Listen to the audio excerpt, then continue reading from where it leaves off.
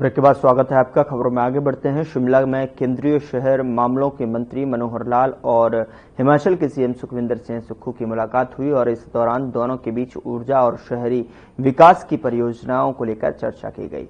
बता दें कि हिमाचल प्रदेश लगातार शानन प्रोजेक्ट को लेकर वापस मांग रहा है और क्योंकि इसके लीज की अवधि पूरी हो गई है, लेकिन प्रोजेक्ट अभी भी पंजाब सरकार के पास है। ऐसे में लीज की अवधि पूरी होने पर हिमाचल इस प्रोजेक्ट को वापस लेने की मांग कर रहा है।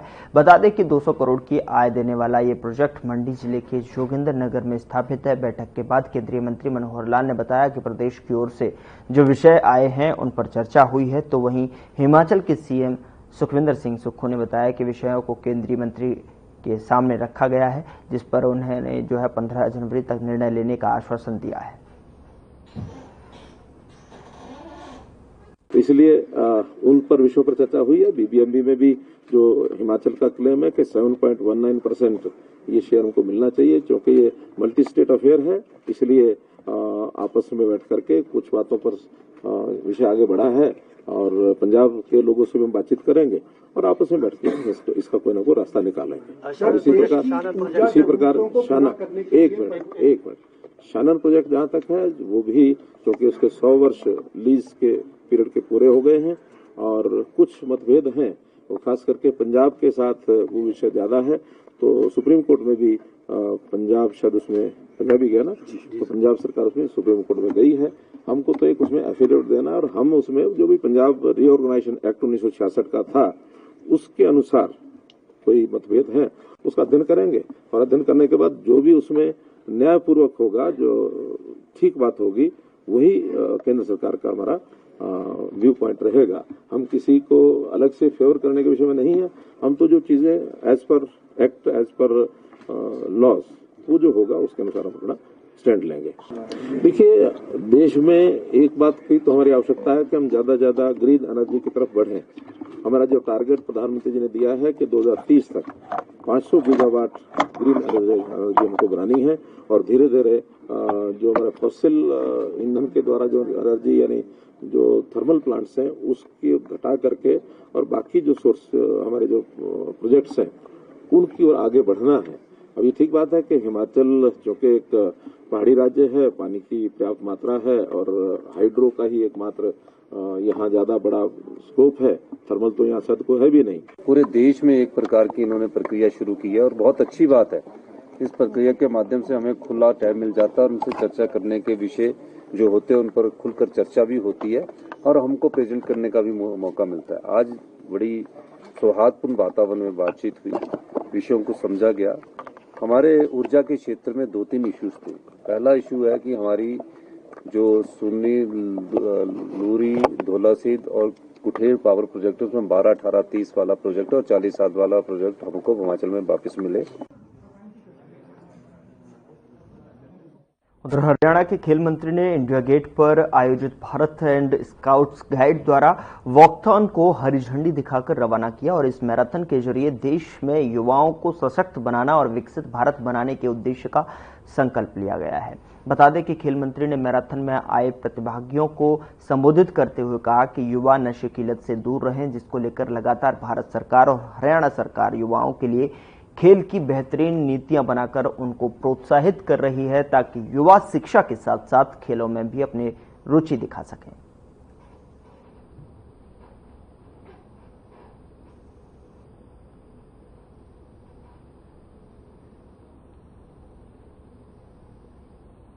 खबर इंद्री से है, जहां परिवहन मंत्री अनिल विज के बयानों के बाद पुलिस प्रशासन सख्त दिखाई दे रहा है। आपको बता दें कि इंद्री के डीएसपी सोनू नरवाल ने रेत से भरी 3 ट्रैक्टर ट्रॉली को रोक करके कागजात और उनकी जांच की। तीनों ही ट्रैक्टर ट्रॉली को इंपाउंड कर लिया गया। तो वहीं डीएसपी सोनू नरवाल ने कहा कि अब किसी सूरत में बिना नंबर प्लेट के कोई भी वाहन नहीं चलेगा। सभी गाड़ियों के कागजात पूरे रखें, नहीं तो गाड़ी को इंपाउंड किया जाएगा। साथ ही इसी सिलसिले में आज 3 ट्रैक्टर ट्रॉली को पकड़ा है, जिनके पास ना तो कागज पूरे थे और ना ही इन ट्रैक्टरों के ऊपर नंबर अंकित थे, जिसको लेकर कार्रवाई की जा रही है। बता दें कि आगे भी इसी प्रकार की जांच जारी रहेगी। उन्होंने बुलेट मोटरसाइकिल पर पटाखे बजाने वालों को सचेत किया, या तो सुधर जाएं, नहीं तो उनके खिलाफ भी ठोस कार्रवाई की जाएगी। मेरे को कई दिनों से शिकायत मिल रही थी कि भाई शहर के अंदर से जो ये बगैर नंबर के व्हीकल चल रहे हैं, बगैर इनके कागज नहीं है किसी के पास भी, ना लाइसेंस रखते ना ये गाड़ी पे नंबर रखते। तो मैंने अभी चेक किया तो ये 3 ट्रैक्टर ट्रेली हैं जिनके पास इनका कोई डॉक्यूमेंट्स नहीं। काफी बुलट वालों की भी शिकायतें रहती है, गाँव मतलब की शहर के अंदर आतंक मचाए रखते हैं। बिल्कुल आई शिकायत भी आई हुई है और हम डे प्रति डे नाके भी लगाते हैं, चेकिंग भी करते हैं। जिसके पास कागज नहीं है उसको हम इंपाउंड भी करते हैं। फतेहाबाद से है, जहां अनाज मंडी में दोपहर एक व्यक्ति की जेब में रखा पोटाश पाउडर जो है फट गया, जिससे कि जोरदार धमाके से हड़कंप मच गया। आपको बता दें कि गनीमत रही कि व्यक्ति की जान बच गई, लेकिन वह बुरी तरह से जल गया और उसके कपड़े भी फट गए। उसे तुरंत नागरिक अस्पताल में भर्ती कराया गया। बता दें कि उसके साथ बैठे एक युवक को भी हल्की फुल्की चोट लगी है, जिसे निजी अस्पताल में ले जाया गया। जानकारी के अनुसार राजस्थान के धांसल क्षेत्र का रहने वाला बुजुर्ग घासीराम सुबह फतेहाबाद अनाज मंडी में फसल बेचने आया हुआ था और मंडी में खाली समय में उसने पास से ही लोहे की पोटाश यानी कि धमाका करने वाला यंत्र और केमिकल गंधक और पोटाश खरीद लिया। घासीराम ने बताया कि उसने केमिकल चेक करने दोनों केमिकल मिक्स करके प्लास्टिक की शीशी में डाल ली और एक धमाका करके देखा था।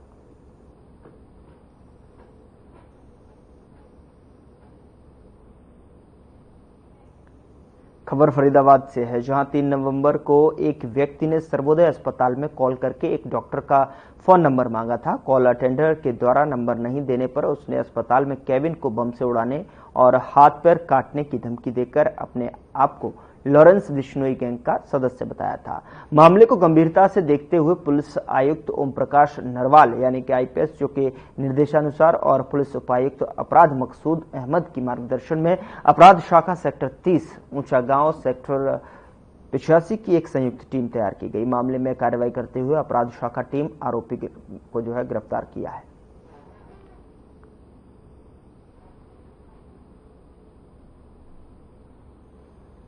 जैसा आप सभी को पहले से पता है कि 3 नवंबर को सर्वोदय हॉस्पिटल सेक्टर 8 के अंदर एक टेलीफोनिक कॉल जो है उनको रिसीव हुई थी, जिसमें उस हॉस्पिटल को बम से उड़ाने की धमकी आरोपी के द्वारा दी गई थी। उसी संदर्भ में क्राइम ब्रांच की टीम को जो है इस मामले को ट्रेस करने की जिम्मेवारी पुलिस कमिश्नर महोदय के द्वारा दी गई थी। एक ज्वाइंट टीम 3 क्राइम ब्रांच की टीमों को लेकर के बनाई गई थी, जिसमें इंस्पेक्टर अनिल कुमार जो क्राइम ब्रांच 30 के इंचार्ज है, सब इंस्पेक्टर जगमेंद्र जो क्राइम ब्रांच 65 के इंचार्ज है, सब इंस्पेक्टर नरेंद्र जो ऊंचा गांव सीआईए के इंचार्ज है। इनकी एक ज्वाइंट टीम ने जो आरोपी था जिसने हॉस्पिटल को बम से उड़ाने की धमकी दी थी, उसको आरोपी को बिहार पटना से गिरफ्तार किया गया है।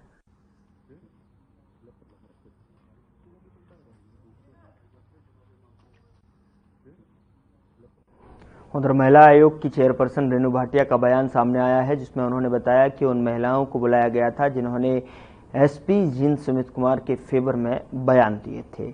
इन महिला पुलिसकर्मियों की एसीआर खराब थी, इसलिए इन पर शिकायत करने का शक था।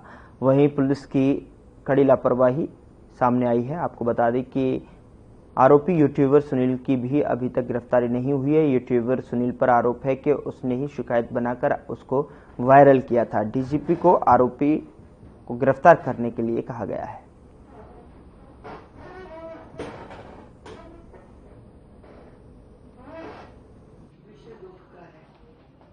आज फरीदाबाद में हमने एसपी जीन सुमित कुमार वाला केस लिया था, जिसमें हमने उन 7 पुलिस महिला जो है पुलिस वालियों को बुलाया था, जिनकी एफआईआर एसीआर खराब की गई थी। एक के ऊपर एफआईआर दर्ज की प्रीति नाम से वो बंद हुई थी। उन सबको हमने बुलाया था कि शायद इन्होंने वो शिकायत दी हो जो ना बोल पाती है, परंतु उन सबकी बात सुनने के बाद ये मालूम हुआ कि वो एसपी उनके दौरान नहीं था और जो ऑर्डर्स हैं दूसरे अधिकारियों के। इसके अतिरिक्त हमने एसएचओ मुकेश कुमारी और डीएसपी गीतिका जाखड़ को बुलाया था।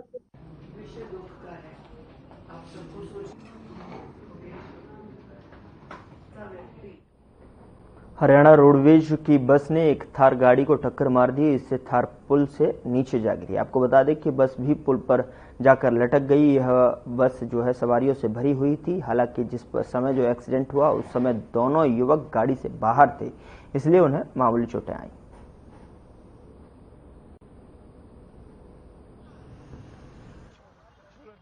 किलोमीटर रोडवेज थी, उसके ब्रेक फेल हो गए। ठीक है, परिसर बना नहीं। ठीक है, दोनों पार्टियों का बचाव हो गया। थार गाड़ी थी वो साइड में खड़ी थी और पलटी हुई है सर? हाँ जी बिल्कुल, पुलिया से नीचे गिरी है वो गाड़ी, यहाँ से घिस के ले गई है उसको। तो किसी के हताहत होने की खबर?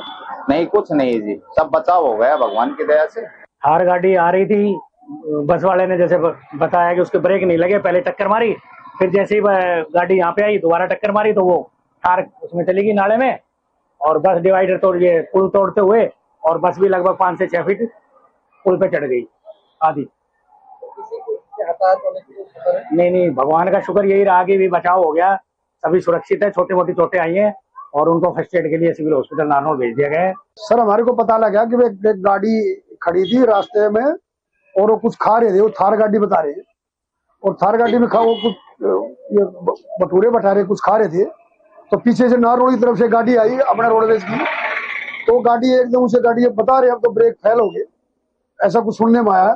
तो गाड़ी ने पीछे से टक्कर मारी और थार गाड़ी नीचे गिर गई। किसी आदमी को चोट तो कुछ लगी नहीं और रोड बिल्कुल सुचारू रूप से चला रखा है।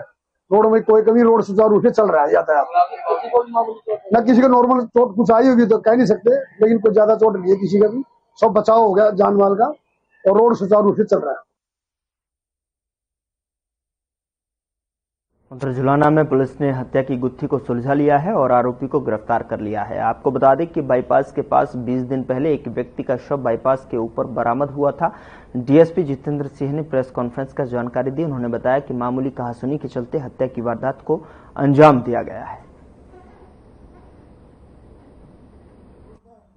जो मर्डर हुआ था मुकेश का, उस संबंध में हमारे एसएचओ साहब श्री मुरारी जी ने बड़ी मेहनत की और लोगों का भी अच्छा सहयोग मिला हमारे को, और हम अपनी इन्वेस्टिगेशन को आगे बढ़ाते हुए चलते रहे। हमने उस साइंटिफिक इन्वेस्टिगेशन के अकॉर्डिंग उनको लड़के को काबू किया और गिरफ्तार कर लिया।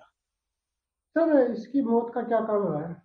ये दोनों व्यक्ति ड्रिंक करे हुए थे, मुकेश भी और मुलजिम भी हमारा विनोद, और इनकी दारू पी के आपस में कहा सुनी होगी, जो कि गंदी गंदी गाली दी उसने मृतक ने, और उसका रखते हुए वो वहां से एक जगह से तो निकल गया, फिर आगे जाके फिर एक दो व्यक्तियों से गाली गलौच हुई है, फिर आगे जाके फिर इसको मिल गया, फिर इसने उस बातों को अपने मन में रख के उनसे बात करी, फिर दोबारा उसने गाली देनी शुरू कर दी, फिर उस कारण से उसने उसको सिर में चोट मारकर उसकी हत्या कर दी।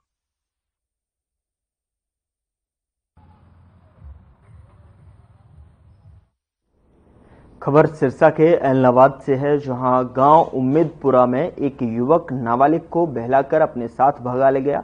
आपको बता दें कि 16 वर्षीय नाबालिग कक्षा 11वीं की छात्रा है और एलनाबाद पुलिस ने नाबालिग के पिता की शिकायत पर आरोपी के खिलाफ एफआईआर दर्ज की है। पुलिस को दी शिकायत में पिता ने बताया कि उसकी 16 वर्षीय बेटी 11वीं कक्षा में पढ़ती है। जब वह स्कूल जाती थी तो एक युवक उसका पीछा करता और बहकाता था। 1 नवंबर को पूरा परिवार घर पर सोया हुआ था, तभी उसकी बेटी लापता हो गई, जिसके बाद पिता ने पुलिस को शिकायत दर्ज करवाई। पिता का कहना है कि उसकी नाबालिग बेटी के साथ आरोपी किसी प्रकार की घटना को अंजाम दे सकता है, इसलिए पुलिस जल्द से जल्द उसकी बेटी को आरोपी के चंगुल से छुड़ाए। पुलिस का कहना है कि आरोपी के खिलाफ जो है केस दर्ज कर लिया गया है, जल्द ही उसे गिरफ्त में ले लिया जाएगा।